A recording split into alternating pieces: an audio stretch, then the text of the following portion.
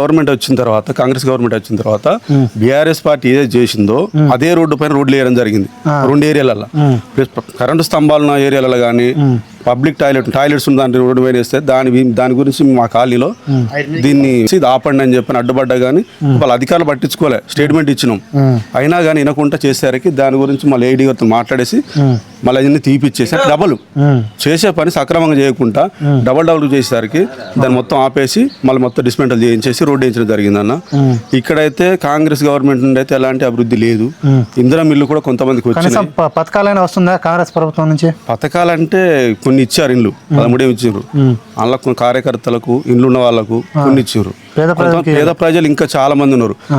కాంగ్రెస్ లీడర్లు పెద్ద గొడవ అవుతుందేమని చెప్పని వాళ్ళు ఏం చేశారంటే వాళ్ళతో మాట్లాడేసి మీకు సెకండ్ లిస్ట్ ఇస్తాం, ఇంకో లిస్ట్ ఇస్తాం అనే విషయం చాలా చెప్పడం జరుగుతుంది తప్ప వాళ్ళకి ఇప్పటికి కూడా మన రీసెంట్లీ లాస్ట్ ఇయర్ వరదలప్పుడు ఇల్లు కూలిపోయింది ఒకరిది.